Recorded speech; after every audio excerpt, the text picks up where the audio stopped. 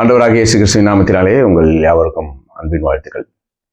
இன்னைக்கு மக்கள் ரொம்ப வேகமா தங்களுடைய வாழ்க்கையில பயணம் பண்றாங்க. ஆனா எங்க போறாங்கன்னு கேட்டா தெரியல.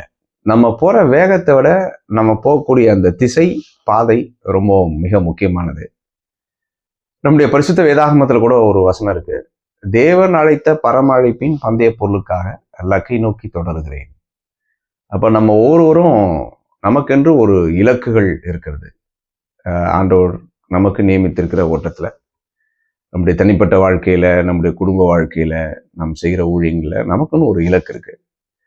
நம்ம எவ்வளவு வேகமா போறோம் அப்படின்றத விட எந்த திசையை நோக்கி போறோம் அப்படின்றது மிக முக்கியமான ஒன்று.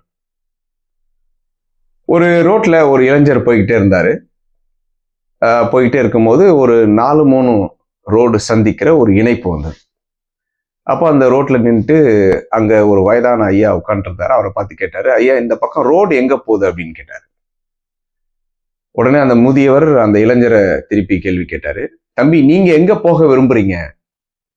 உடனே அந்த இளைஞர் சொன்னாரு, நான் எங்கேயுமே போகல அப்படின்னாரு. உடனே அந்த முதியவர் சொன்னாரு, நீங்க எங்கேயுமே போல அப்படின்னா அந்த ரோடு எங்க போனா உங்களுக்கு என்ன அப்படின்னு கேட்டார். இதே போல இன்னைக்கு நிறைய பேருடைய வாழ்க்கையில பயணம் பண்ணிக்கிட்டே இருக்காங்க. ஆனா அந்த பயணம் எதை நோக்கிய பயணம் அப்படின்னு தெரியல.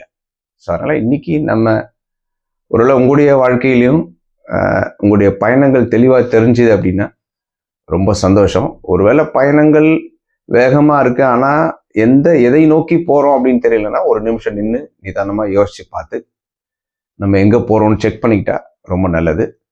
ஸோ நாம எல்லாரும் தேவன் அழைத்த அந்த பரம அழைப்பின் பந்தய பொருளுக்காக நம்ம தொடர்ச்சியா பயணம் செய்வோம்.